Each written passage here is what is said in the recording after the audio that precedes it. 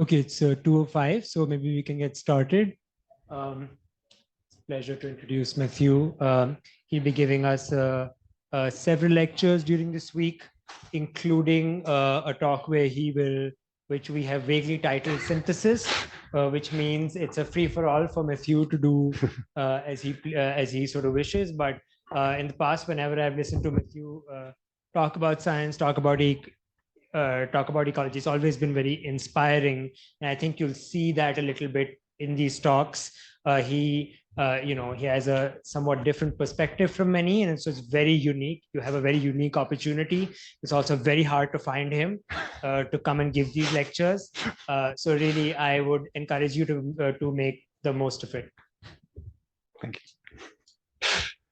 Well, after an introduction like this, it's going to be a tough job, but thank you very much, Akshit. I'm actually going to reorder a little bit the sequence because I think the lecture I was planning on giving now will work better after Jacopo's second lecture tomorrow. But I will start with the first few slides of this, and then I will switch to another one. And I couldn't reorder this because I made all my slides before I flew into India, and I came without my laptop as a tourist. So there's no changing the slides now. I'm going to improvise with the material.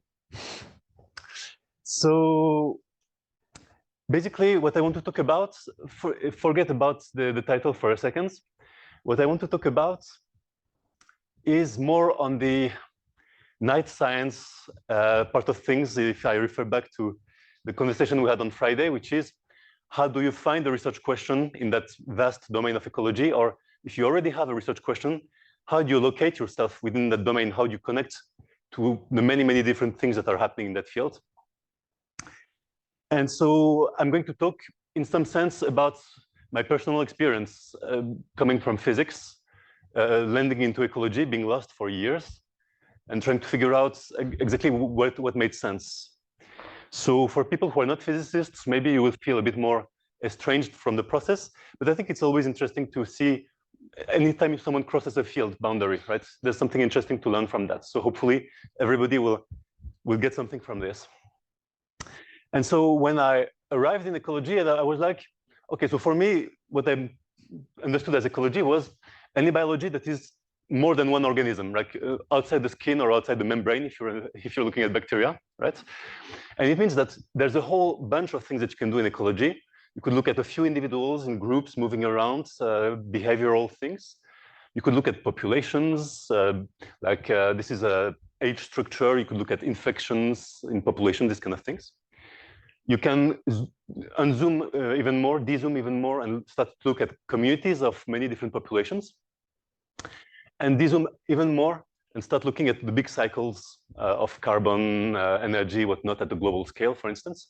And all of this falls under this label of ecology. Now, the thing that was nice, that felt nice when I arrived in this field was it really felt like each of those scales was a bit of a silo for the kind of math or physics I could be doing. Like, for instance, if I were looking at the individuals, I would be doing game theory, maybe random walks in organisms going around in space and foraging. If I was going at the other extreme, I would be doing geophysics, fluid dynamics, these kind of things. A bit in the middle, like some stochastic processes, some networks. So it felt like, okay, I come from a background where I know some of those techniques, some of those ideas in mathematics or physics or adjacent fields, and I can somehow fit them somewhere in the picture of ecology. Of course, it's not that simple, but at least that was the initial feeling. And so I guess when you do that, you have a bit of two choices that open to you. Either you come as a physicist and you still want to talk to other physicists, like you want your friends and your colleagues and your readers to be other physicists. So you will do papers that you publish in physical reviews or a journal of statistical physics, and if you're lucky, in science or nature or these kind of things. Or you could try to be a physicist that's trying to talk to ecologists, and then you're trying to publish in ecology journals, right? In ecology letters, in Oikos, in science if you're lucky. That always works, no matter the topic. And so I guess to illustrate, allow you to guess which choice I made, I decided to use my clothes to illustrate the choice, which is I come to India obviously, no one is going to think I'm Indian, right? So I'm definitely coming from somewhere else. But somehow I decided to look the part a little bit, and so obviously I'm part of the physicists who try to somehow start to, enter in the language. But both of these paths are valid. Neither is bad, neither is good. It's really your feelings that should lead you to decide which one is right for you. Each of them has different questions typically, and each of them has different challenges. So I'm going to talk a bit about, I guess, my experience doing the second thing. And the consequence of this, so being a physicist talking to ecologists, writing mostly in ecology journals, the consequence of this is the mathematical tools were less of a stake because I know them. That's where I'm comfortable in a sense. What's much more important in a way to my process is how to connect them to reality, which means that for most of my lectures, I will not be teaching you tools in a way that, for instance, Jacopo did super well this morning, or that you've had from actually several lectures. I'm going to, so it might feel as if those lectures are a bit superficial or philosophical or something like this for people who were hoping to learn some hard math. You will get that from much better from other people. What I will try to bring is somehow, if you had these tools and you wanted to do something with them, what's the kind of things that you could do? Maybe I will actually repent on that or relent on that, and we'll see. I have 3 sets of slides and 4 time slots. So maybe in the 4th time slot, if people really want, I can do a little bit of cavity methods and things on the blackboard and a whiteboard. We'll see. But that's not my the main thing I want to share for now. And so, in my experience, I can see 3 ways that I try to fit into this mold of ecology. One was, okay, as a statistical physicist, I have these tools. That's the tool-based view. I think that maybe these tools can help me understand complexity in ecology. So that's the network and disorder lecture that I'm not going to give actually right after. Another thing is more a taste. As a physicist, my taste is to search for universality, for things that are very, very general, very broad, that maybe you lose lots of interesting details. But so maybe there are some simple regularities that do not need complicated tools that could be done with high school mathematics, but you need to have this taste for universality to find them. Of course, some biologists do have this taste, but I guess physicists are really drilled into that thing. And so I'll talk, that's what I'm going to talk about today, actually, the non-random, non-stochastic part of macroecology, let's say. And then the third place I felt I could fit is any person crossing field boundaries, any foreigner in a field has a different viewpoints on the field. And so maybe just by confronting the philosophy of the field that you come from with the philosophy of the field that you arrive in, you do something different than what people would have done. And that's a bit, that's angle on synthesis, my style synthesis, I guess, that I will try to plug into this. So now I'm going to stop this set of slides here and commute to the macroecology one. And one thing that you'll notice, by the way, on all of my slides is actually a lot of the material is things I have aggregated from efforts at running, like at creating school materials. So for instance, a big contributor to the material here is Emil Malmin and many other people. In the last lecture, I will have a credits, credit slide for those things. But yeah, I owe to many people the contents. Okay, sorry for the long introduction. Now let's get a bit into the meat of the thing. So the game I'm going to play here is how do you understand simple regularities in ecology, or how can you try to do that? And as I note here, like really no complicated math is actually helpful, I think, at that stage for these kind of things. It's not needed and it's not helpful. So the tradition in which I fit right now is a tradition that includes both ecologists and physicists turned into ecologists, Charles Elton, James Brown, and many other people. And I will try to give those basic intuitions for finding those big patterns. And I'll try to divide it into 2 rough type of things. The first part is what kind of large-scale universal patterns you find in physiology, in environment, in the things that constrain where species can live and how they can live. And the second part, it will be the regularities that come mostly from interactions between the species. And I will mostly talk about trophic interactions. Of course, you can stop me at any time. And I guess you will probably feel like I'm throwing many, many ideas at you. And I guess it's what I want to convey, like being immersed in a field where there's a lot of things. But if I go too fast or if I'm boring, stop me. Okay.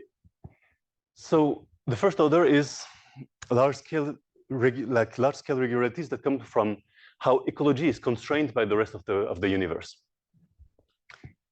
I will start with a taste of what real community ecologists do, at least once they have data. You've seen the field work.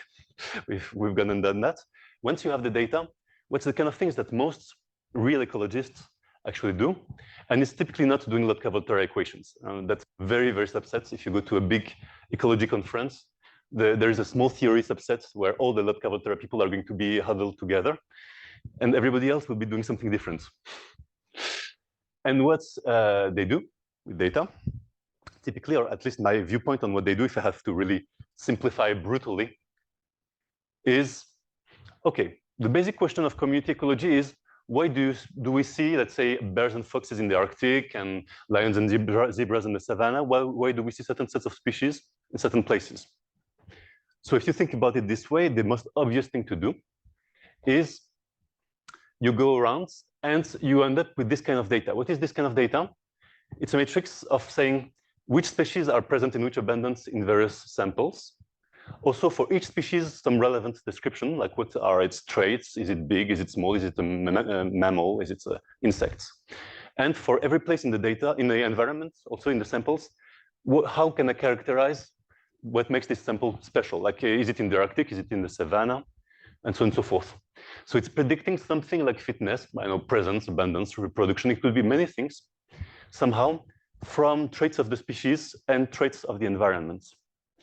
And so deep down, people see this as a statistical problem. Many people will not necessarily try to build for this a dynamical model. It's trying to relate different types of data together, right? So that's the very big field of statistical ecology. When you talk about a model in ecology, most of the time, you would talk about a statistical model, first and foremost. Okay, here again, I'm generalizing a bit. Maybe we could be talking about a model organism. Maybe you could be talking about Lotka-Volterra, but very often that's what's happening. And so the point about stats, and the thing that's crucial to understand how we relate to stats people when we're Lotka-Volterra people, is that statistics, they work well, they're designed for situations in the universe where you have simple causal arrows from cause to consequence. So for instance, the presence of this planktonic species, which is Daphnia, could be predicted by weather, by temperature, and it's a one-directional arrow, right? From cause to consequence, from predictor to predicted. The presence of Daphnia doesn't change, in principle, the weather, in principle. It still works, this kind of statistical problem still works when you have a directed graph of causality. So maybe here the presence of this fish is caused by that fish, which is caused both by this and this is also caused by that.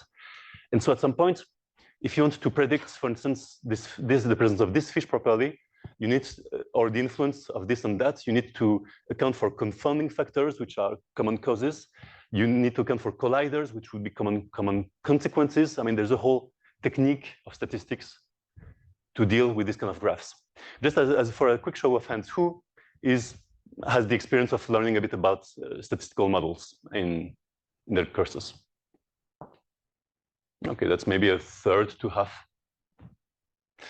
Okay.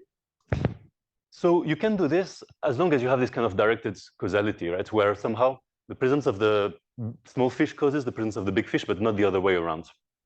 As soon as you have two-way arrows, then the apparatus of statistics is unable to help you, right, in its normal form.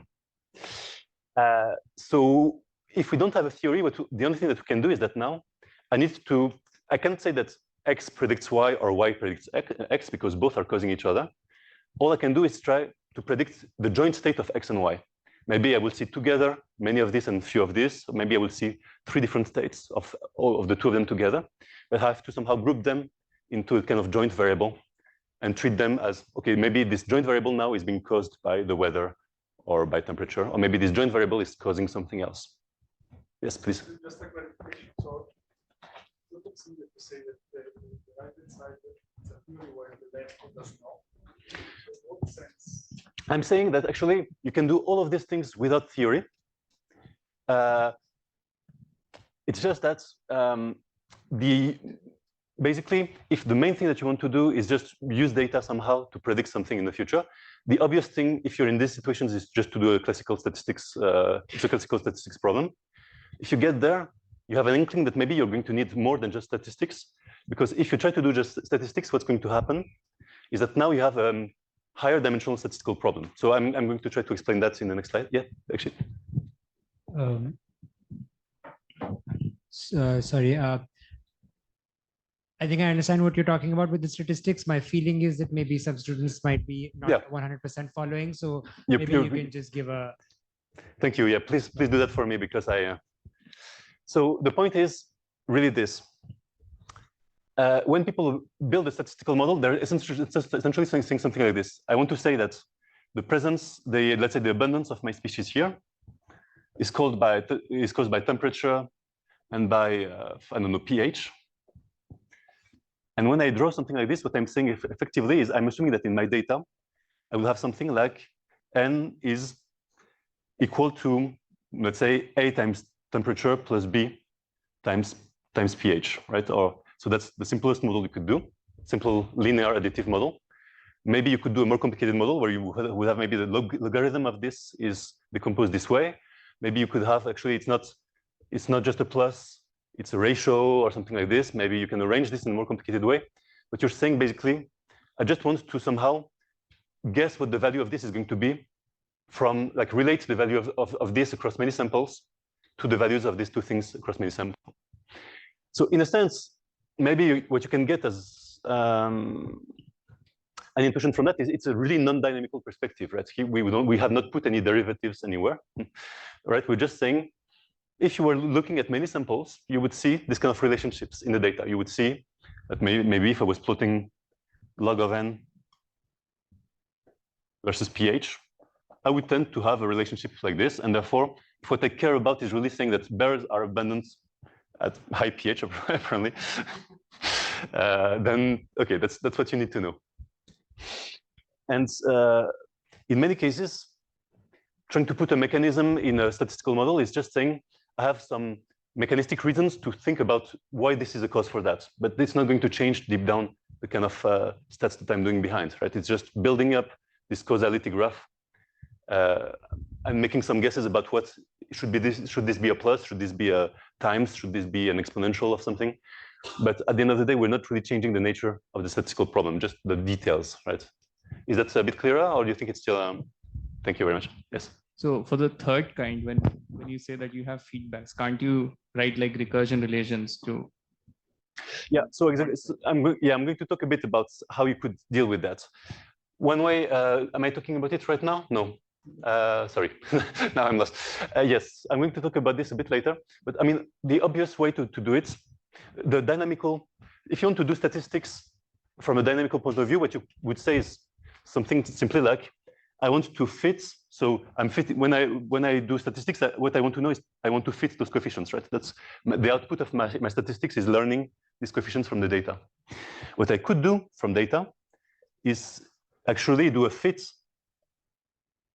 of. Oops, sorry. I'm a much worse writer than Jacopo. I felt very ashamed when he said that he was being corrected for writing, because it's going to be much worse here. One thing that you could do, for instance, is just, and one thing that people can do is you just try to fit things at t+1 based on things at t, right? Which is basically fitting a dynamical model. So in a sense, you can think of a dynamical model as just one kind of statistical model that you could try to fit on data, right? You're just trying to learn these coefficients in your thing. And so one way to solve this is to just say, if I have a feedback, it's true that I have a feedback between those two variables if I look at them at the same time, but arrows cannot go back in time, right?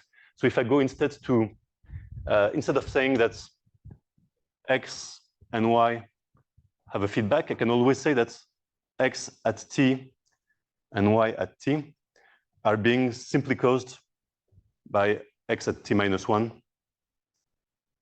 y at t-1. And now I do have, again, a directed graph, right? So I can do statistics again, right? Time is directed, at least macroscopically speaking.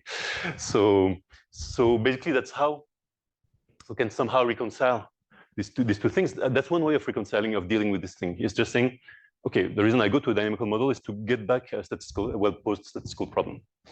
If I don't do that, if I only have x at t and y at t together, just the snapshots, I can potentially do something which is just say, I don't know, I cannot separate them anymore. But as I say, I'm going to just look at a variable which is x and y, which now has, let's say, if x has 2 states and y has 2 states, then x and y has four possible states. This is a new variable. And now this variable alone, maybe it has some causes and it has some consequences, and I'm back in a directed graph.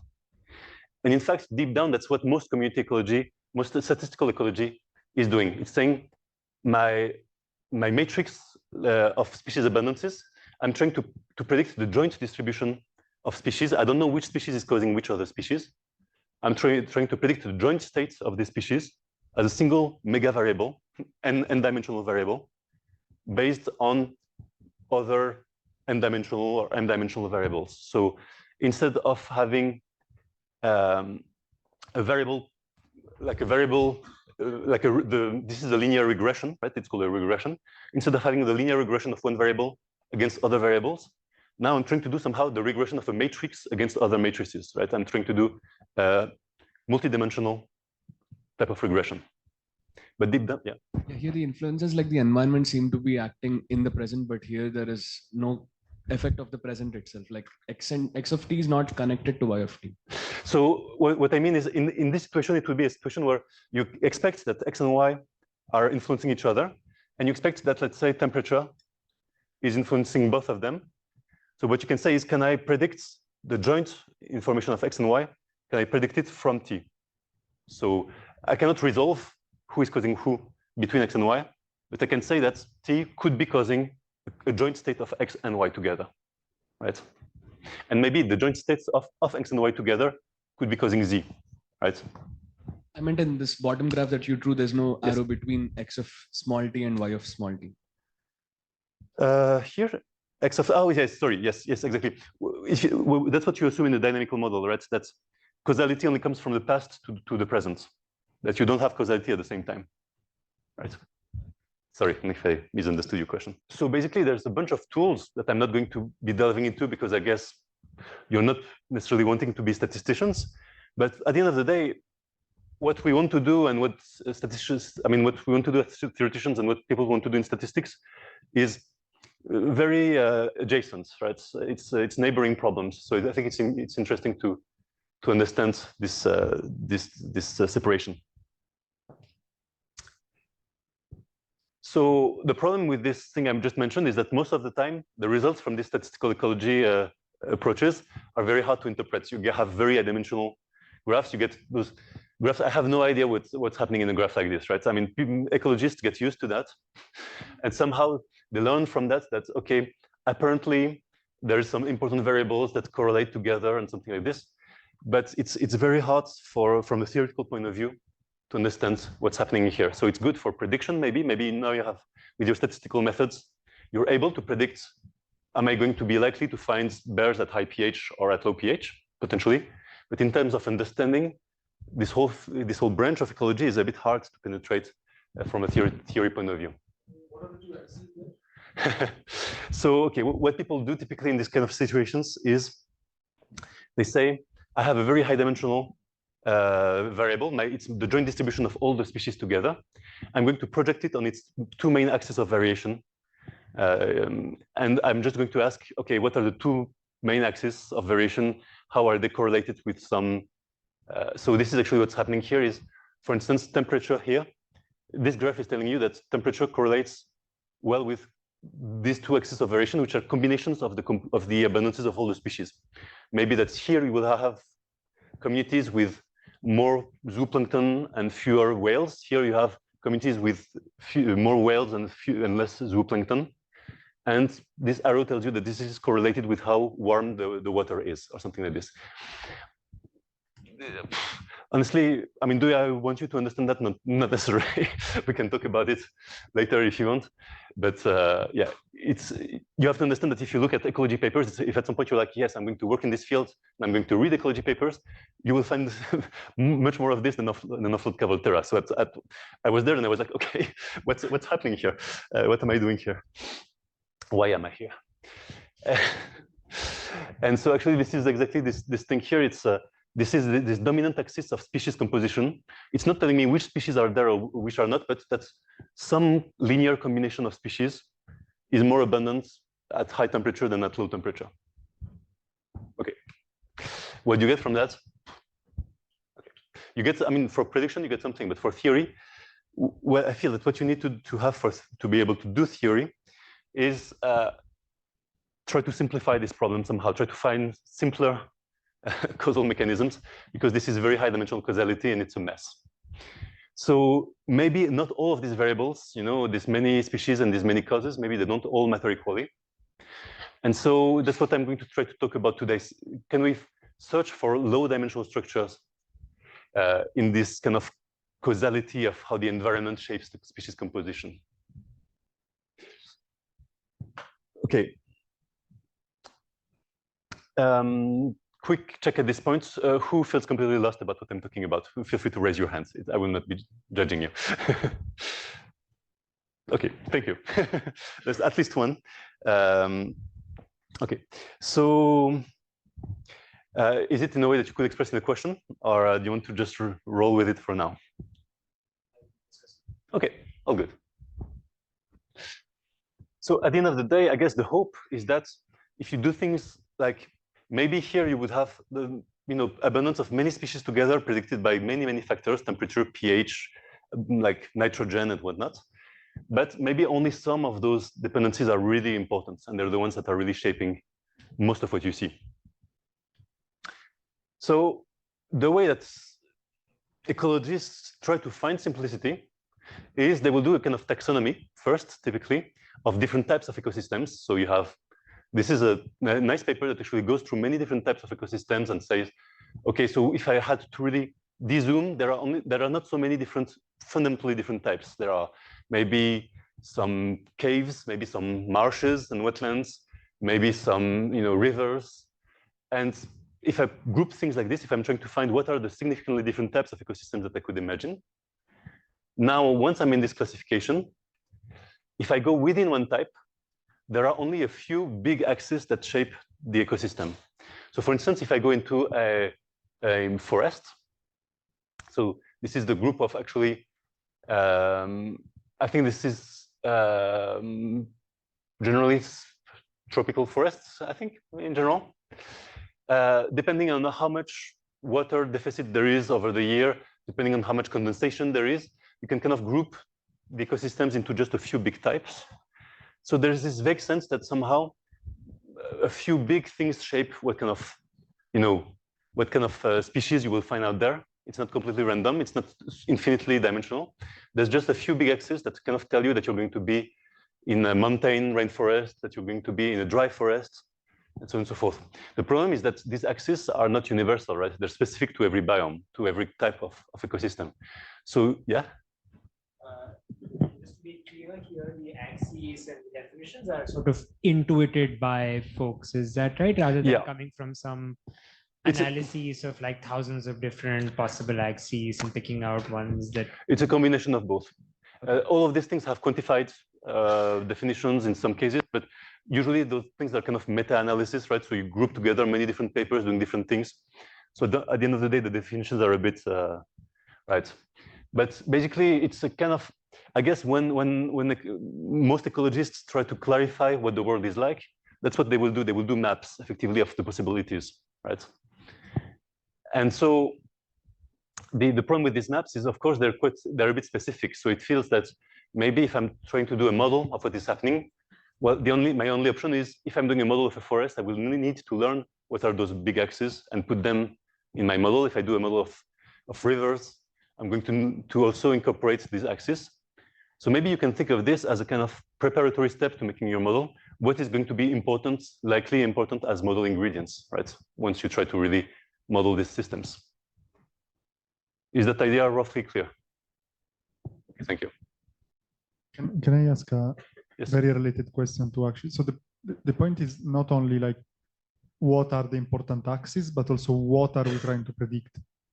I mean, in some sense, yeah, things change across all those axes. Yeah. But what is the things that changes that we care about? Right. So typically, I would say the guess, I mean, the intuition is that you will find significantly different species compositions there, but you will also find like different. I mean, everything tends to be quite different in those things, right? But at the zeroth level, if what you care about is predicting species composition, which was my game before, then at the first order, you're trying to somehow cluster those things more or less by the kind of species you would expect to find. I think that's kind of fair. That's basically what this kind of graphs here are trying to do. They're trying to say, if I cluster the kind of species that I find, or if I order the kind of species compositions that I find, I will get a map here. And what I was trying to do later is replace these arbitrary axes that are just a statistical product by intuitable axes, in a sense, that are, let's say, if I'm in a river, is it a permanent river? Is it a seasonal river that is dry half of the year? And of course, you're not going to get the same composition and the same whatever. Is that a reasonable answer? You know, the axes are not readable because the font is small and also its contrast is not very read that. Sure, sorry. So here, for instance, this is saying in the space of possible rivers, the x-axis is it a permanent river? So it's wet all the year. Is it seasonal? So it's wet only in winter, let's say. Is it episodic? So a few times in a year, there is a big flood. And here, this is an axis that combines decreasing volume, increasing turbulence, and actually decreasing temperature. But all these things are quite correlated. So typically, you will find very turbulent, low volume, cold rivers here, right? So, yeah. There are certain aspects which should be more common across different niches, right? So for example, if you look at the metabolites or food that these life forms consume, there should be something common across these different niches, right? Yes. So does it reflect in these axes? Yeah, I mean, you certainly have species that are generalists in the sense of that they will cover a lot of this map. Other species will be very specialist. Is that what you meant? Across different communities. Across different Across communities? different niche. Yeah. For example, you mentioned that each niche has its own set of unique axes, right? Yeah. Oh yeah. You mean between this and this, let's say. Oh, yeah. Okay. So I'm getting there actually. Is there anything that's a bit universal between them in a sense? Is there anything transferable? Thank you. Second vertical axis is the top figure. Top figure, decreasing temperature, increasing condensation. Yes, typically in rainforests, they're colder and there's much more condensation going on. In dry forests, much more evaporation and much hotter. I mean, those things are not very surprising in a sense, right? They're first order obvious things of what makes a dry forest different from a rainforest. Yes, there is more rain in the rainforest. I guess that's what the y-axis is saying here. Yes. Maybe this is painful, but maybe to just painfully sort of spell out what sort of he was saying. Maybe maybe a goal could be, okay, there's all sorts of ecosystems. I mean, we just want to classify them in sort of different regions of some space. And maybe your suggestion was, take all the metabolites that we know of, maybe there are 1,000 of them, and then you take this 1,000-dimensional space. And so, some kinds of ecosystems are going to be in some part of the space, some others are going to be in some other. Is this what you meant? Okay. And yeah, there could be overlap and so on and so forth. Sure. But I mean, so one key thing I want to point out here is that the axes of the map are defined by geophysics and geochemistry, right? It's the idea that somehow this is how things that are not about biological species are constraining which biological systems you can actually find, right? So it's a very one-directional, we're still in this viewpoint of temperature and pH causing the abundance of the species. It's still in this very one-directional viewpoint from abiotic things limiting which biotic things you could find where. And so, yeah, whether you're looking at species composition or metabolite composition or whatever, those are actually going to be what you're trying to predict, like what is where on this map. And this map is given by physics, or in some sense, and chemistry.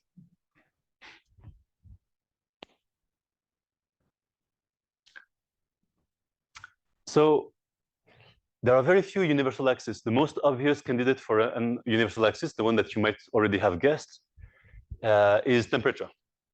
Because temperature does a very good job at explaining gradients of composition and species diversity and everything, both with latitude. So you have very different ecosystems at near the equator than at the poles. Okay, not very surprising. Also in altitude, also, right? And somehow there's the fact that temperature is an important factor is quite well represented in the fact that latitude and altitude can be exchanged to some extent, right? If you go up 1,000 meters, it's almost as if you had moved north by a few degrees in terms of what species you find. So it feels like, okay, temperature is a very strongly structuring axis. And so a lot of ecology is focused on just figuring out what's the effect of temperature on all the species, all the everything that you can find. So I'm sure that you'll hear much more from Priyanka, I would guess, about this, because she knows a lot about that. But basically, when you're making an ecological model and you want to incorporate the environment in its most basic form, you're just going to say, I'm going to put temperature in there. That's the first order thing, typically. Yeah. Yeah. Oh, these are just different types of species. So birds, big mammals. I think this is this is amphibians, I would guess, and this is reptiles. And so this is just the number of species, and all of them are more or less abundant, much more abundant across, near the equator, except apparently for amphibians, because why not? There. And so this is what I was saying before about the altitude, that you get the same gradient if you just go from lowlands to highlands. You have roughly the same type of transitions in who is there and whatnot, and change of diversity. So there's this feeling that's okay. At first order, I'm going to, if there are many different axes of the environment, if I was going to be,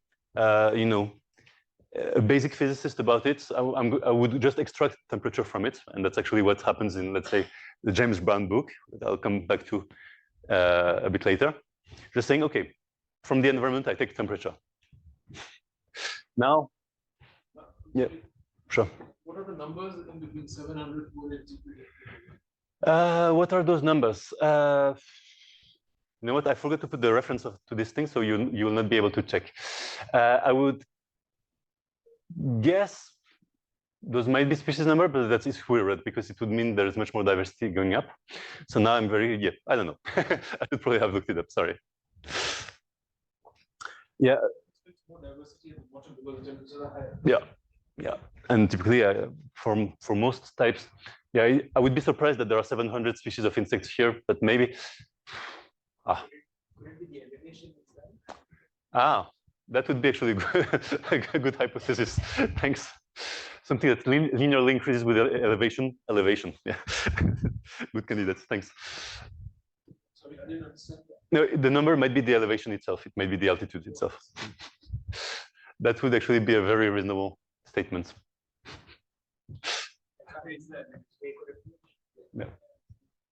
Yeah, I guess. Could have picked each sort of elevation and at that particular elevation telling you composition. Yeah, and so basically much more diversity in the lowlands is typically what you would expect. This is just for a very specific type of arthropods, but this is the curve like this in the sense saying there is more diversity where it's hot, where it's hot typically. So Matthieu? Yeah.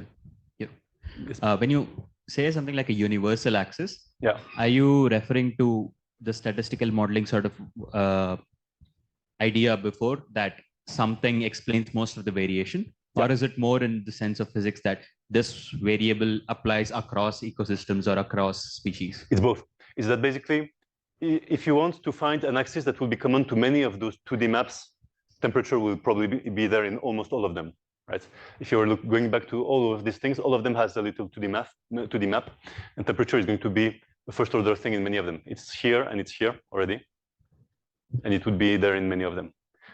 For it to be universal, should the variation be also similar? Doesn't have to. I mean, my point is only that it's comparatively important. I'm not saying that it's going to be to vary to the same extent. Actually, it's not going to vary to the same extent, which is an important problem. So I guess if I wanted to summarize all that I wanted you to extract from this first part before I move on to the next one, is, okay, what statistical ecology is typically trying to do is trying to say, I want to predict species composition or abundance from, let's say, features of the environment and features of species. Traits, physiology, whatever, features of species. I focused first on this first part here, just asking how the environment affects the composition. And if you go in detail, it's a very specific answer that you're going to get. If you want to grow tomatoes and wheat, you'll get a certain answer. If you care about lizards, it's another answer. If you're in the forest, it's a different one. But at the very first order, here you can extract, you can say, there are some big axes. So there's a ton of very small axes.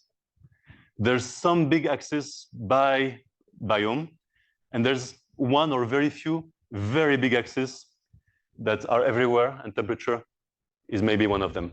So this would be temperature. This would be, let's say, how periodic or not is the river. So this is low and high. This would be periodic versus permanent river, different axes for something else. And this would be tiny axes, such as if now I am in my garden in France, then what matters might be, I don't know, the amount of this very specific nutrient or whatever. So nutrient 1 versus nutrient 2, let's say. And now I want to do a bit of the same thing for the species part of the problem. So the species part of the problem has the same issue, that you have infinitely many species. I mean, you have millions of them, fewer and fewer as things go by. But for each species has its own traits, right? If you look at this bird, there's the big size, and there's the color of the wings, and all of these things are potentially important for its ecology. But if I'm trying to abstract from that and go from the very specific small axis to the medium, class-specific axis, and to the very big universal axis, I'm going to have a bit of the same kind of hierarchy. And so in a sense, I guess when you want to make a model, you will have to choose at which level of resolution in that space of possibilities you're locating yourself, right? Are you going to do a very specific model where what really matters is whether your bacteria is able to, well, I'll get to the bacteria, sorry. So for the species trait, there's also this notion that, okay, all species have very specific traits, very unique traits, but there's also some big axes that hold true for many, many different species. So for instance, if you look at plants, most plants are located, there's a strong correlation between many different traits of leaf and seeds and growth of the plants that tells you have a strategy that is to be a very big tree with huge coconut-like seed, like fruits, and so potentially the seeds are enormous. You can have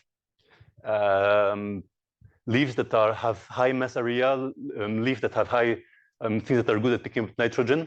And at the end of the day, once you put everybody on this map, many of their traits are going to correlate. Let's say species that have a high leaf mass area, so like leaves that are thick, they're going to be less good typically at picking up nitrogen. Things that have big seeds are going to be typically slow reproducers and these kind of things. And in fact, if you put many, many different species on this map, you'll find that there are some kind of clusters of different strategies that are not all equally likely. But these two axes explain already a lot of what is happening out there. So what are these two axes? So again, those are principal component analysis, right? So it's a linear combination of many predictors. So maybe I can actually go 1 second into what this means, because otherwise it's a bit too abstract. If I was doing a very simple thing, I could be saying, look, in principle, the abundance, which I'm going to write small n actually, because otherwise people might mistake it for nitrogen. So imagine that I just have this two-dimensional problem. So I'm trying to say I have my abundance as a function of temperature and pH. And in principle, if I just draw the contour plot of this, right, the heat map of this, let's say the abundance could be very strong here. But what could be happening is that, in fact, if you do this plot, you could have something much more like this, where in fact it's not temperature and pH that matter independently. It's a linear combination of temperature and pH gives you the best predictor. Actually, it's in this direction. Sorry, the best predictor of how much abundance will change is this linear combination here. If this could be, let's say, A times temperature. So sorry, some C1 times temperature plus C2 times pH. If I measure that, if I know where I am in that direction, it will tell me much more about what my abundance is. I mean, it will tell me most of the variation of my abundance, right? And so what this axis here, the two axes of this map are saying is, instead of going from two dimensions to one, from many dimensions to two, and I'm saying just what are the two main combinations of many parameters that explain most of the variance in many traits.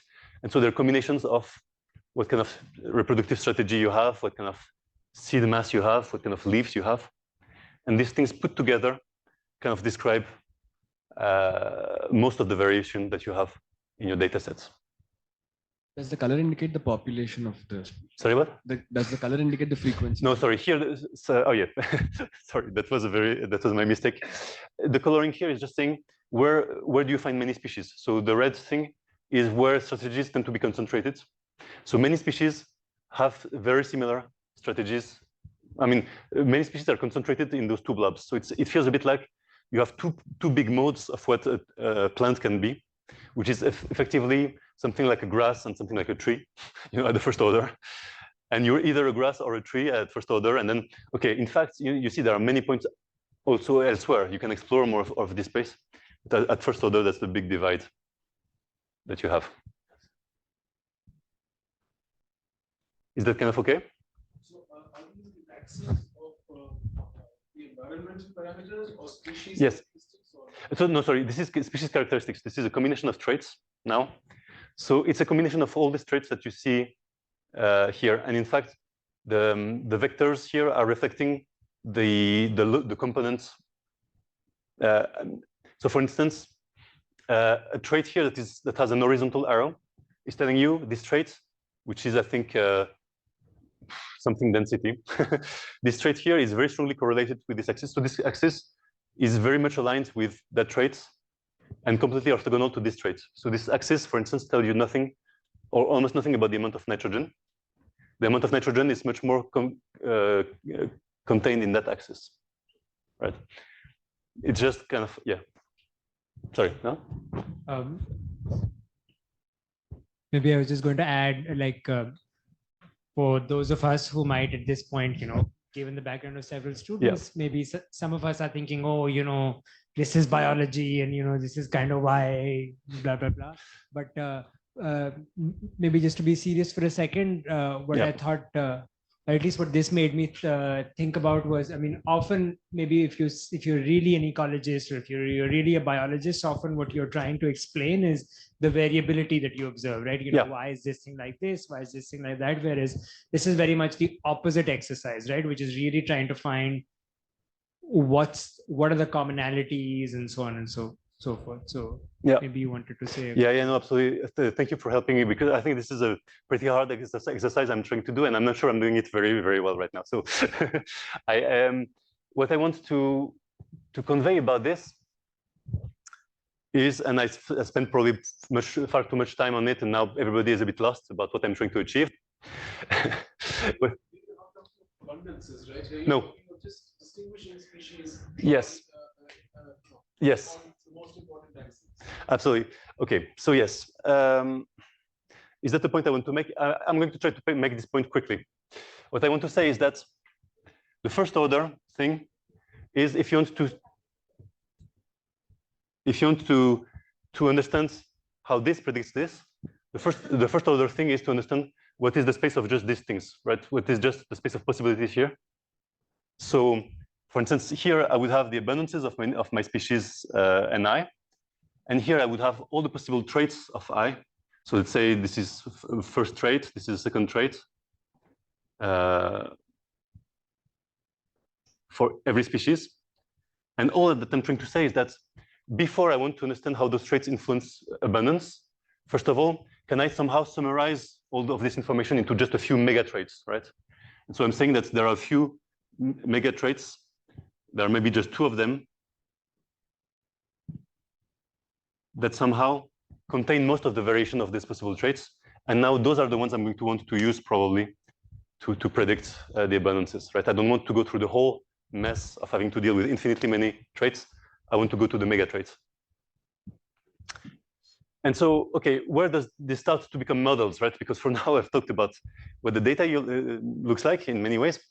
Well, it starts to become models because at some point when you look at what are the regularities here, one big regularity, like the master trait for the environment, the universal axis for the environment was maybe temperature.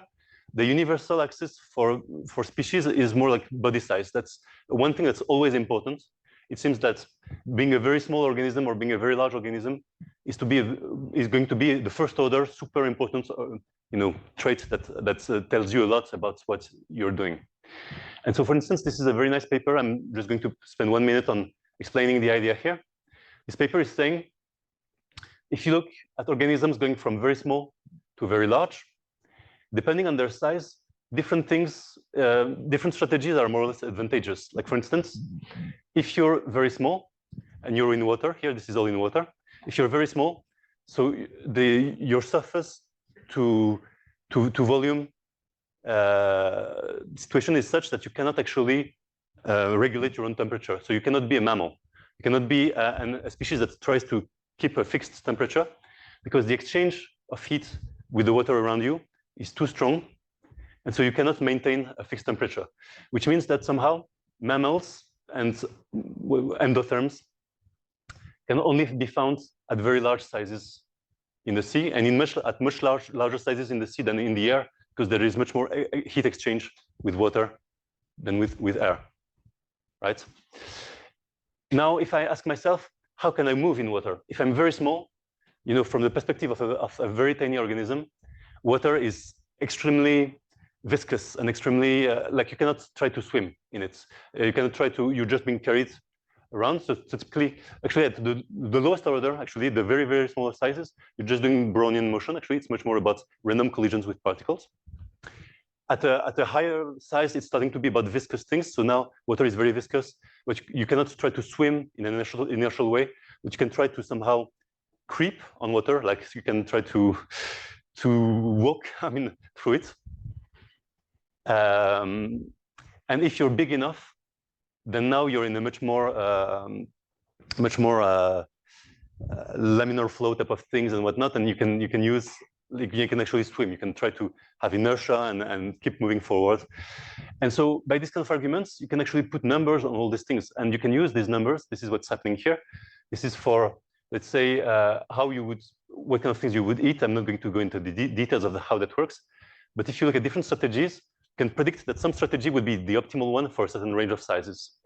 X-axis is size? Yeah, x-axis is size. Maybe the most intuitive one is, apart from temperature, is this one. It's the sensing mode. If you're small enough, then you cannot see at long distances. The best way to sense your environment is through chemicals. If you start to be a bit larger, then vision is a good thing. And if you're very large in the ocean, then sound is even better than vision.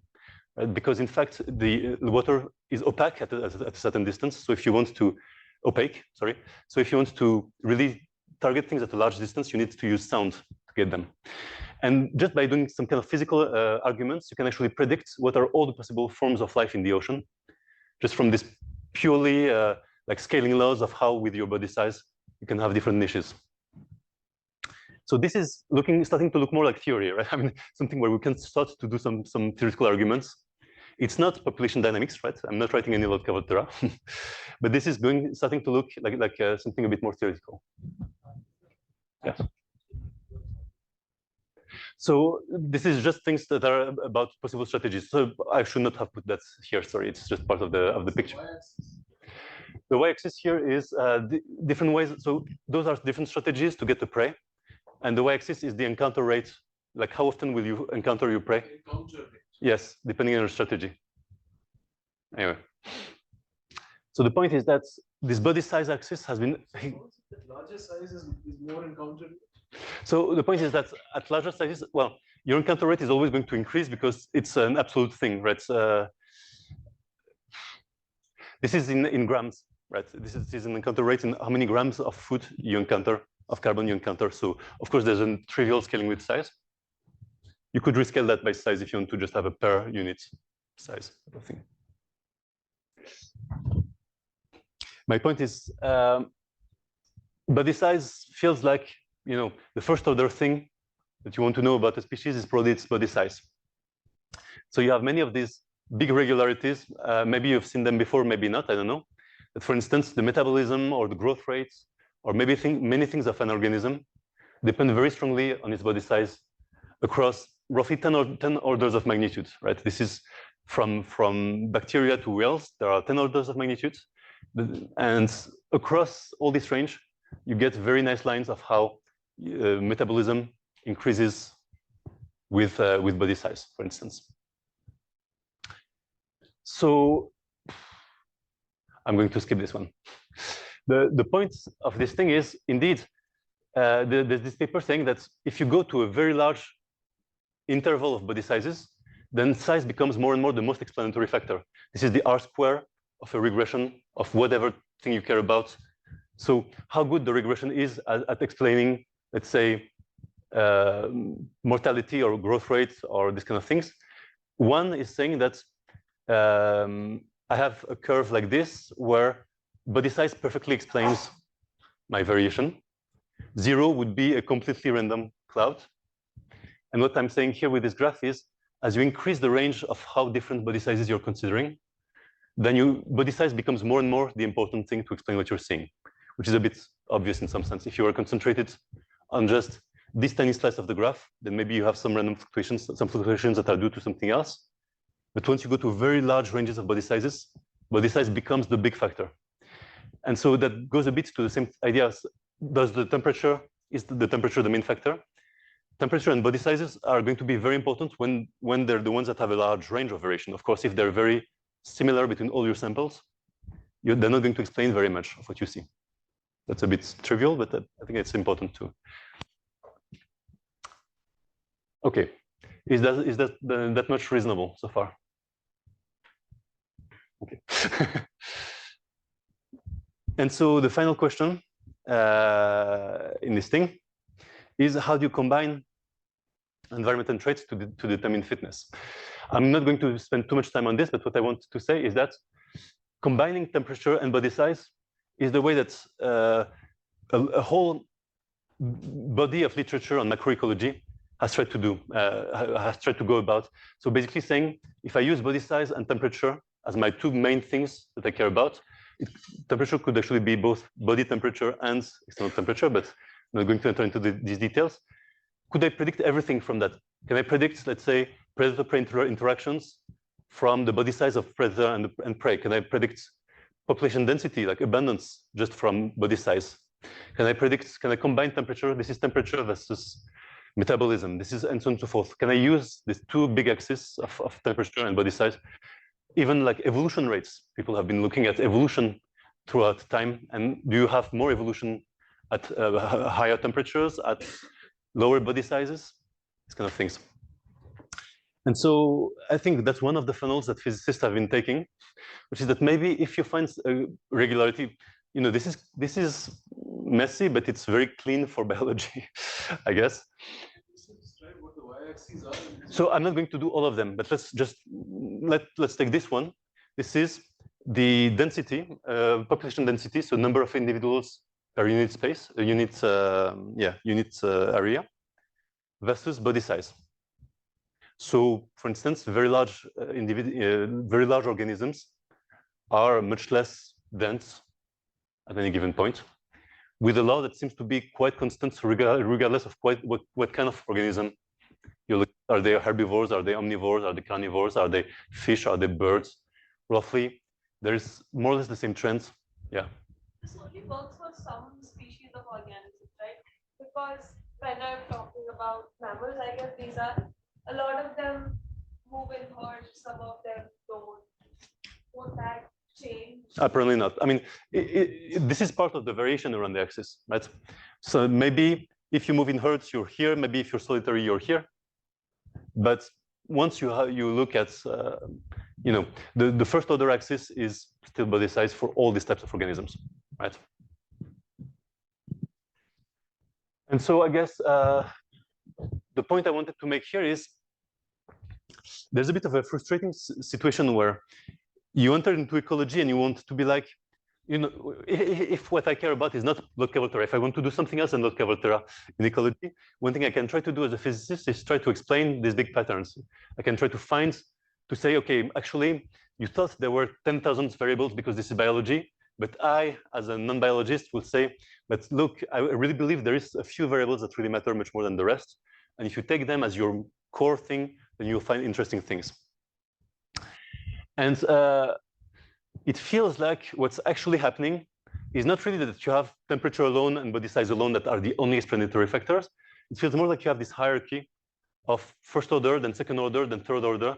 And since this is biology, you cannot ignore the orders more than one, right? In physics, somehow, once you do thermodynamics, you ignore all the higher order things and you just have temperature, pressure, and that's all that matters.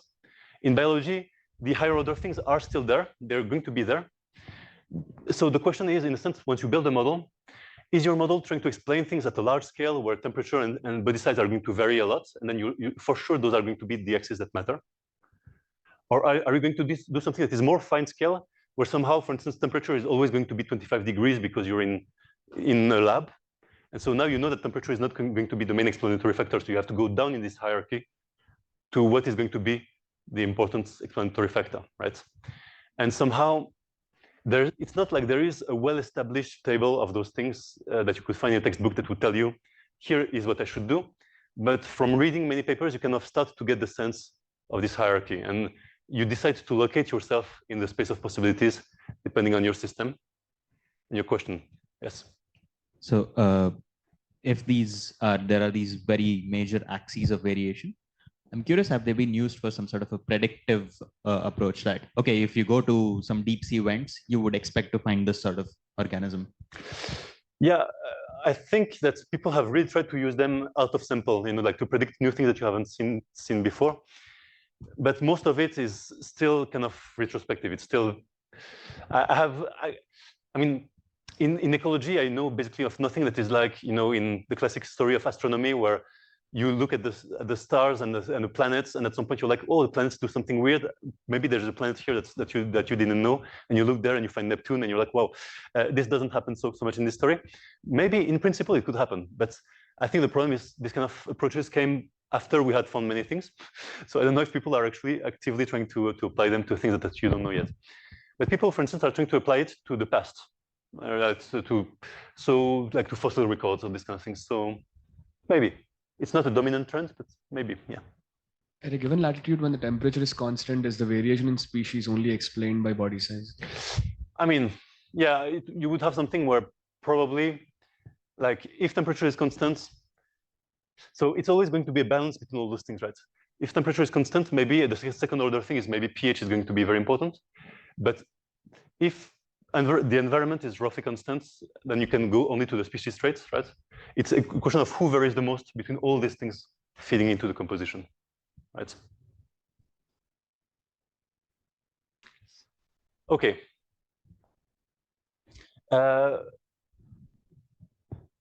So yeah, I guess there are two, yes.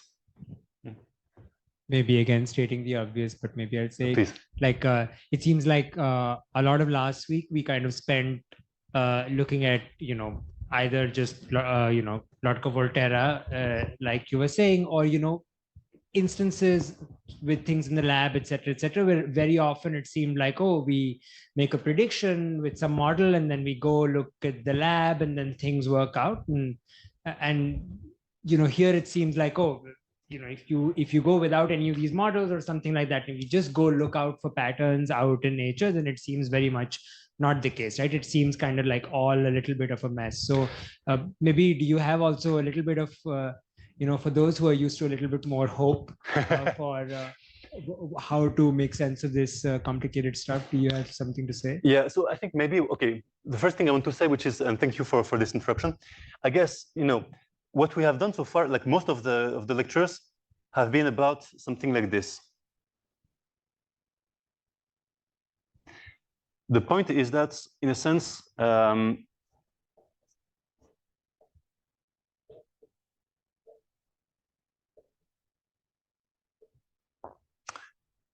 it's not obvious that if you go in nature, so if you're in a lab, you have fixed size, you have fixed temperature. So now, most likely, what matters is intrinsic population dynamics, right? The best, what is going to predict n at t is probably n at t minus 1. That's the most important thing that matters. So population dynamics becomes the important thing because you have fixed this and that. But the reason that you have bears in the Arctic and not in the Sahara is not about population dynamics, right? It's just that bears will just die in the Sahara. So you don't even start. There's no point to even starting to write population dynamics to predict that, right? Actually, bears do not die instantaneously, but okay.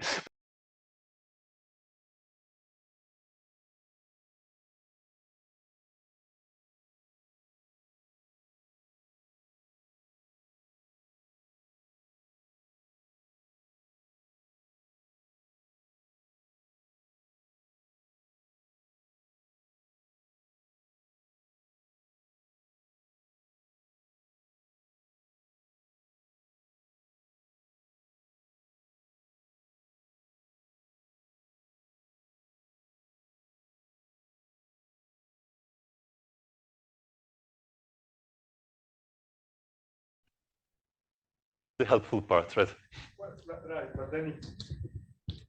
Right, but then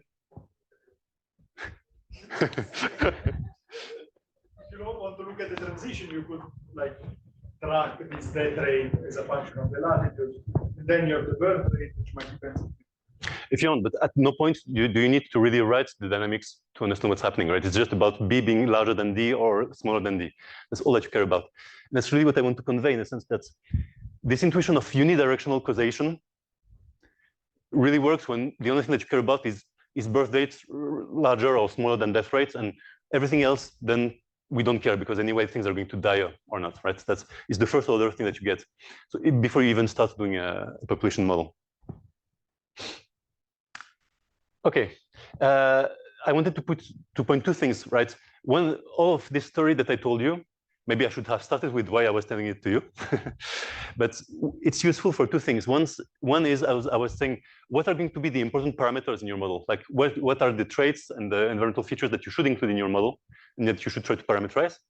And also, when you find a big irregularity, it is a puzzle for theory, right? When you see a curve like this one, it's not community ecology theory, right? It's a theory of organisms. It's more like within organism theory that you need, but it's very intriguing, right? That from single cells to whales, you have the same pattern holding again and again in terms of how their body size influences their metabolism. So, okay, this is one way to go about it. And well, I'm so out of time, that out of schedule, that it's funny. Okay, so the point of this is all of this picture it misses any feedback, right? It's a one directional story from environment to composition and from species traits to composition. So for the second part, I'll see. I don't need to tell you everything, but what I want to say is that so in this body of work of macroecology, which has drained people from other disciplines than ecology, The other thing that they often care about also is what are the patterns that come from interactions.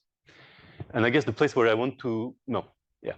So for instance, if you have a big data set and you organize it into, okay, like say food chain, so this is eaten by that, this is eaten by that, and so on and so forth, you can think of it as a way of discovering new patterns in the data.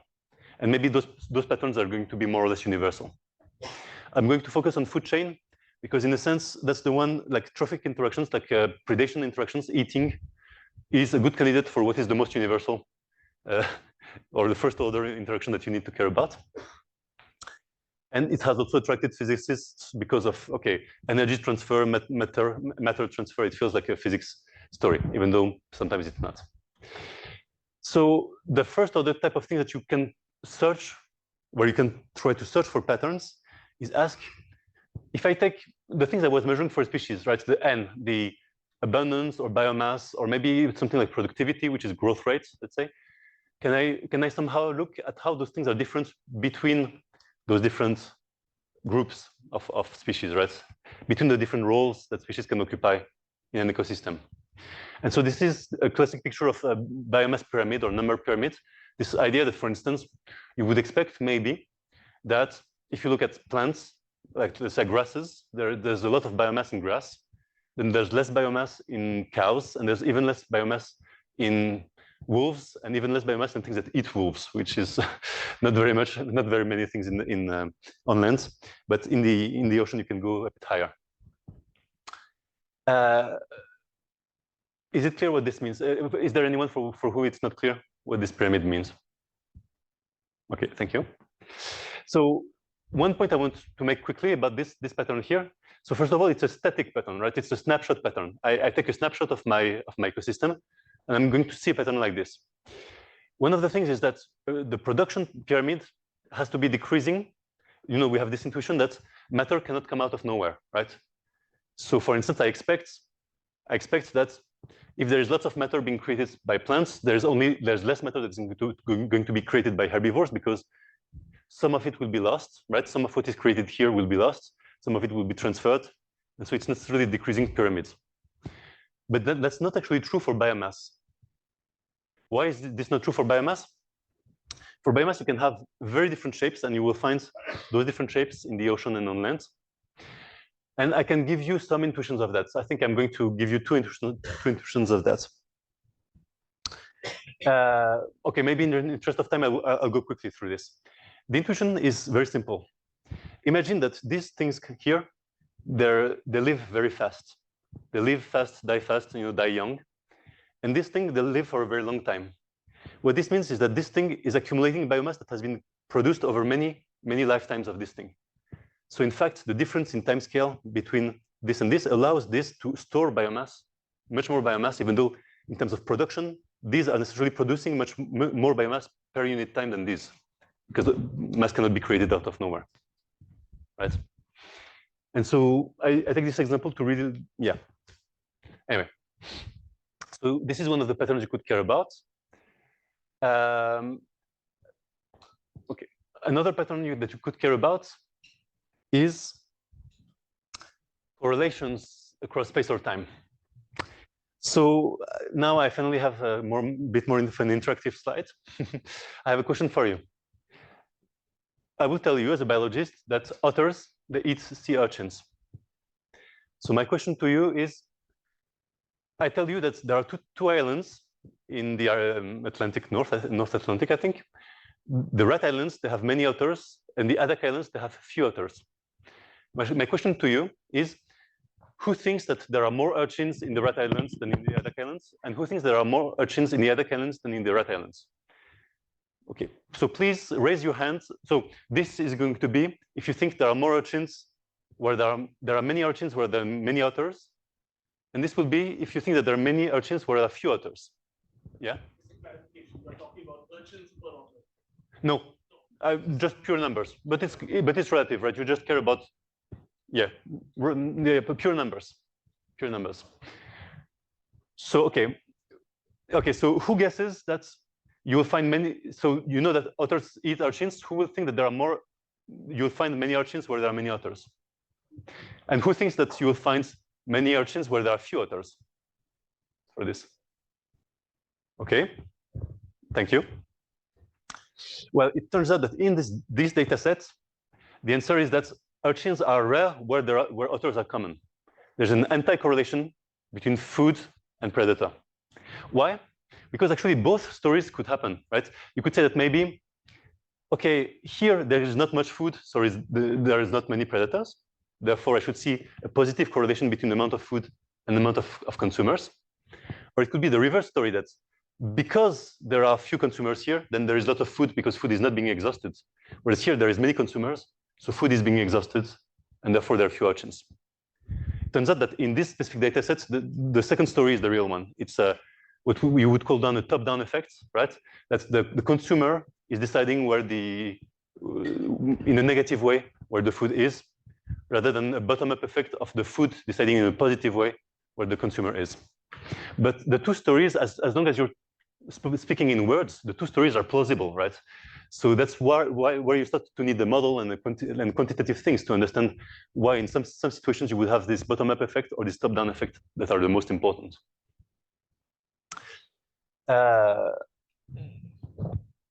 Okay. So one way to test that, and what people might do in experiments, is you can do something like, I go to a food chain and I perturb, the various levels. Let's say I go and I kill some of those, or I increase some of those, or I kill some of these and I increase some of these. How does this perturbation here impact all the other levels? Like, so a bottom-up effect would be typically, I would expect a positive correlation between time series here, where I have given more food, let's say, to the phytoplankton, and now all the higher trophic levels are going to go up. Here, I would be something like I have added big fish in my pond, and now the big fish is eating the small fish, so this is going down. The small fish was eating this, so this is going up, and this was eating this, so this is going down, and you have this kind of alternate plus-minus patterns, which people do find in experiments and in the real world. It's actually one of the very few things that was kind of predicted theoretically just with words before it was ever seen empirically. Like people were like, you know what? Maybe if I remove this guy, then this guy is going to go up. Therefore, this guy is going to go down. Therefore, this guy is going to go up. And they did, and it worked. So not a big. It was not a. You don't have to expect too much out of theory, but at least some things work. So is it universal that if the top carnivore is increased in abundance, it will follow the alternating pattern? It will for sorry? If the top carnivore is increased in abundance, is it universal that this alternating pattern is seen? No, actually not. It's not a universal. And one of the reasons why it might not be universal is maybe this guy don't care so much. Maybe they're not being eaten that much. Maybe the big guy is also eating the smaller ones. Like maybe, right, it's not a pure chain. Maybe this one is actually also eating level 2 and level 1, potentially. So there are many reasons why it doesn't work. And in fact, in an ecology textbook, you will have only one example where it works. And they're like, yeah, there's one example where theory works. If you go to data is you have everything. You have everything that's possible in the world. But maybe we can try to understand why one of these things would happen or not. The last thing in terms of this kind of patterns, a bit in the same spirit is, well, the classic Lotka-Volterra idea was, talking about cycles, right? Predator-prey cycles, right? So this is the abundance of lynx in black, the abundance of hare in white, and you see them oscillating, and you think that maybe this is because when the lynx goes up and it kills the hare and whatnot. Yeah, you know this story. It's not obvious how frequent this is in the real world either. Some people are trying to say that maybe you see this more in the Arctic than in the tropics. If you try to analyze time series, it feels like as you go closer to the equator, you don't see that much clear cycling. You always get fluctuations because like ecology is noisy, but these kind of nice cycles seem to exist more towards the Arctic than near the equator. So what is it about? Is it an effect of temperature? Why not? Is it an effect of diversity? Because we know that species diversity is very low in the Arctic and very high in the tropics. And maybe these kind of nice cycles, you only get them when you have 2 species. Right? When you have a nonlinear dynamical system with like 53 species, the likelihood of having one perfect size cycle is probably less, right? So that's another pattern that we might try to explain. And so I guess the whole game is, can we use theory to explain the kind of things I mentioned? So to recapitulate, there's static patterns that are like the pyramid. And then there's some kind of dynamical patterns that are either positive correlations, negative correlations in time series, let's say, or experiments, or cycles.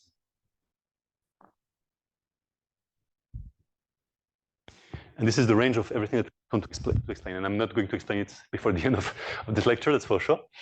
But the point I wanted to make maybe here is that, so the obvious thing that we could want to do is, I want to explain all these patterns. I'm going to do now, I'm in the realm of population dynamics, right? I'm going to do a Lotka-Volterra or a more or less sophisticated population dynamical model where I put all these species together and I try to fit these things and whatnot. And the problem you encounter is basically, as soon as you allow yourself nonlinear dynamics with at least two, yes? Okay. As soon as you allow yourself nonlinear dynamics with at least two variables and maybe three variables, and you're not sure about the nonlinearities, you can get anything. So there's actually a big, yeah, so sorry, what was your question? I was just asking about the sizes of the points. No, in the... Of the points? I think this is something like how good the estimate of cycling is. Like a small point would be, I'm not sure that I correctly estimate that this is a cycle. I think it's something like this. Maybe it's also a number of, yeah, I'm not, sorry. I don't remember exactly what they do in this paper. This is the paper if you want to go look at it. Is there any explanation for this yet? So, I mean, the most classic one is the one I just gave you of probably fewer species lead to clearer cycles. But in fact, it's not even clear that those cycles come from population dynamics. They could be just from, you know what's happening in the Arctic? Winter and summer, right? So maybe you have cycles from forcing somehow, and maybe some, so those are multi-year cycles, but they could be some kind of, they could be related to periodic forcing from the environment, El Nino, La Nina, who cares? You know, like, I mean, there are so many things that are periodic in the world that no one really knows if those cycles really come from. It's actually one of the big topics in population ecology, explaining cycles of small mammals in high latitudes. There are people who are specialized in that. Many people are specialized in that. So the problem, I guess, is that you have this big literature. Actually, by the way, if you're interested in mathematical biology, there is a strong school in India of nonlinear dynamical system analysis about Lotka-Volterra. This is professor in Kolkata, for instance, and there's quite a big subcommunity of mathematical biology looking at many variants of Lotka-Volterra with some nonlinearities added, some etc. And I think if I had to take a general conclusion from this literature is any pattern can happen. I mean, really, once you allow yourself nonlinear dynamics and you don't know how to constrain the model, everything is pretty much possible and you will get every possible conclusion. And this slide is not meant to be understood, it's meant to be a mess, right? So the message of this slide is maybe you will get, you know, strange attractors, maybe. So, okay, at some point you're like, how do I reconcile what is mathematically exciting, which is looking, okay, this is mathematically exciting, right? A strange attractor, but, or whatever. No, this is just actually, well, it's not a strange, whatever. But this is exciting mathematically. How do I reconcile this with actually explaining something about the world? And I guess maybe the message I wanted to convey in this first lecture is it's going to be something extremely simple about your models. It is going to be the thing that kind of explains what you see in the world. And probably I'm not going to have time to finish it today, so I'll get a bit of my first lecture tomorrow to talk about this. But what I want to say is, okay, you know, like the results that you get from nonlinear dynamics, they depend very sensitively on the details of your model. If you take a slightly more nonlinear thing, you're going to get different attractors. But now, if you look at the actual nonlinearities in the real world, this is the kind of data we're using.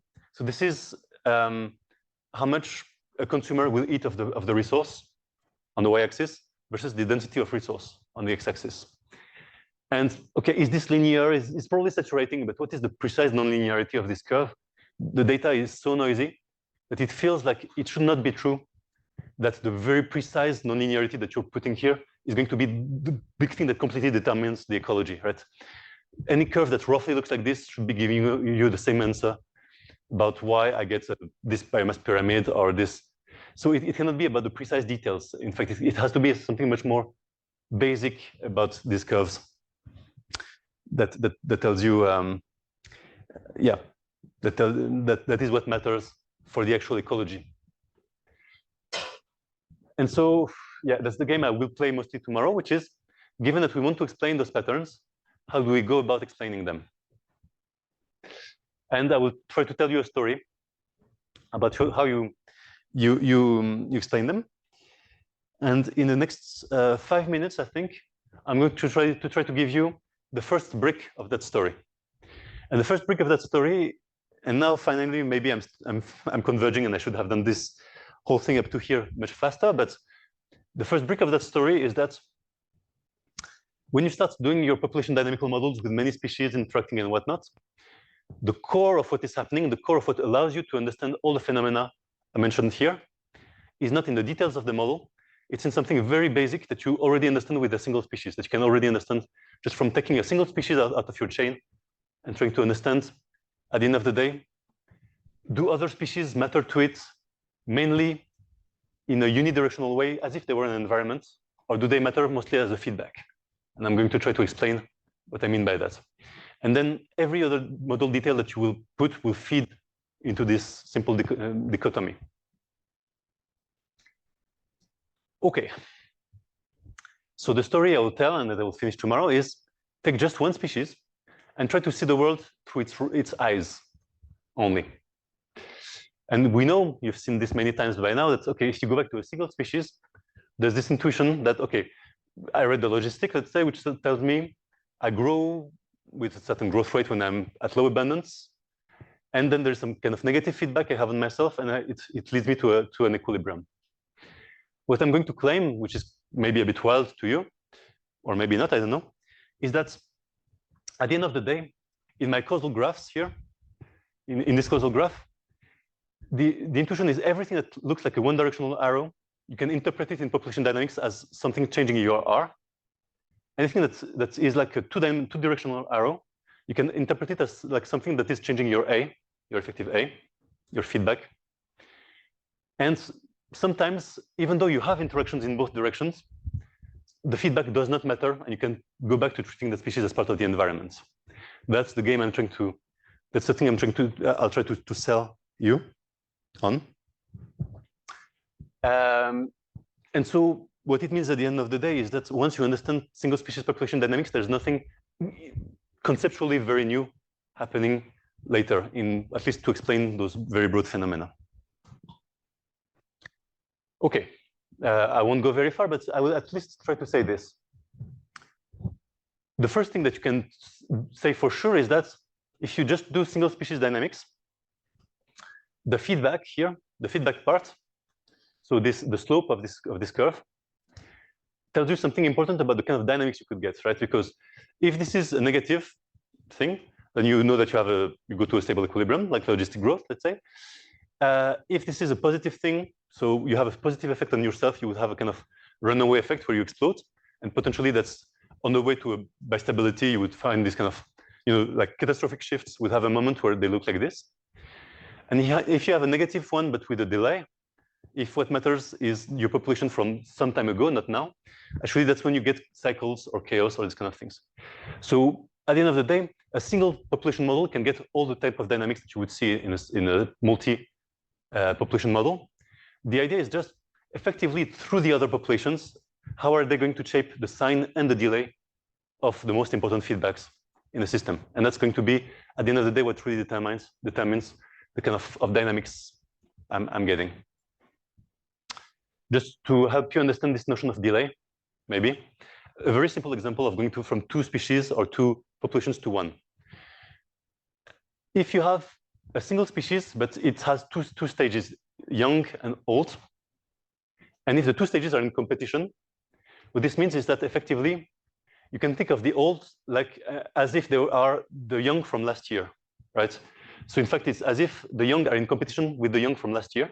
So it's this kind of time delayed competition, and then you get cycles, no problem.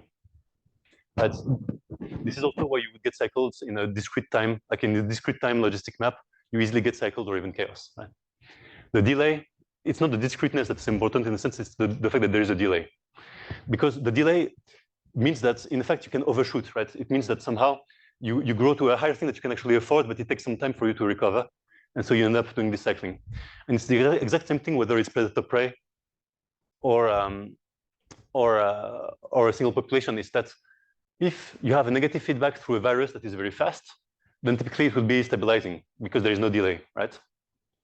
If you have a delayed feedback through a prey because the prey has some time of growing, it's a bit slow, then it's very easy to end up with a cycle.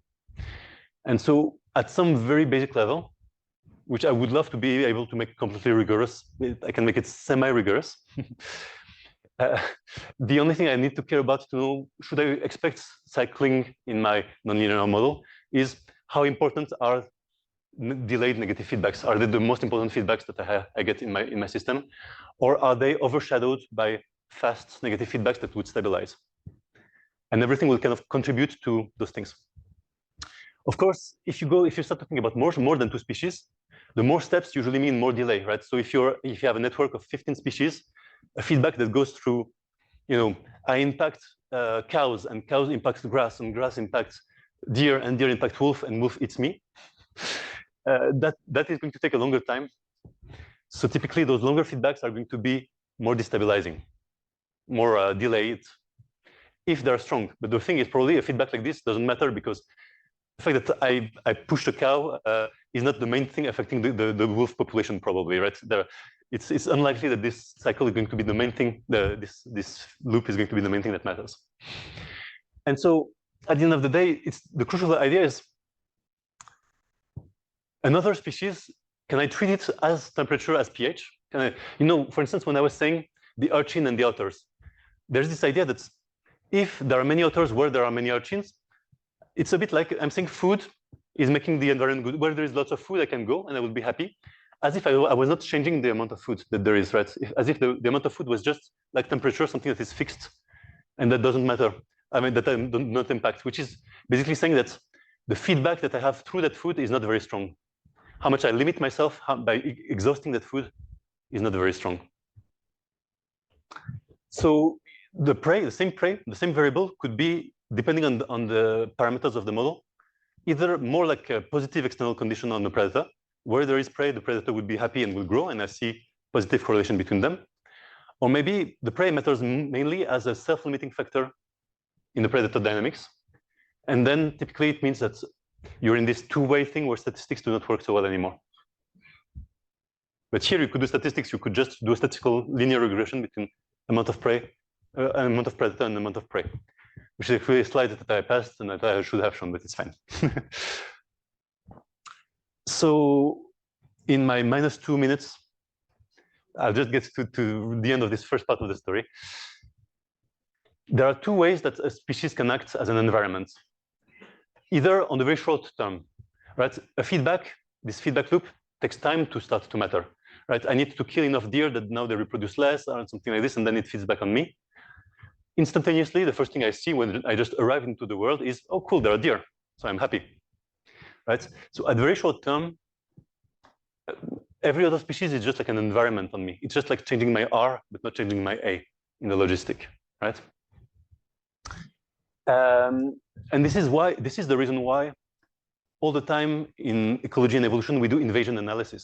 It's precisely the moment where the rest of the world can be taken as an environment and you have not changed it yet.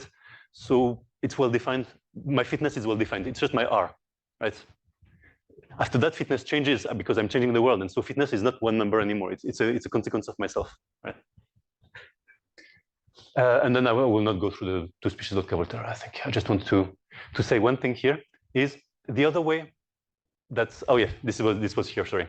The other way that a species could be just like an environment, even in the long term, so not only in the invasion analysis, but even in the long term, is if the feedback through the prey is much weaker than the feedback I have on myself or the feedback that I have through a virus or some other feedback, right? In that case, I can just ignore that part of the feedback and say, okay, the deer is basically just like an environment. like a forcing, like a driver. And so this is why at some point I will emphasize, probably tomorrow heavily, that, you know, every time we say there is this self-limitation term in population dynamics, this AII or something like this, and we're like, you know, I'll just put it to 1 or something. Actually, this is a super important term because all the other feedbacks matter only compared to it. But if they're small compared to it, then they don't matter, and then everything becomes just an environment. So the extreme case of everything being an environment is if the self-feedback is strong, everything else is an environment, and then coexistence, dynamics, everything becomes very simple to understand. There are no counterintuitive effects. It's just species that are fit will grow, species that are not fit will die, and that's all. That's the whole story. And that's, I guess I would argue, where a lot of population genetics, evolution and whatnot put themselves, but I will talk about tomorrow. Oh, okay. Sorry about that. Yeah, I'll just leave it here. Thanks.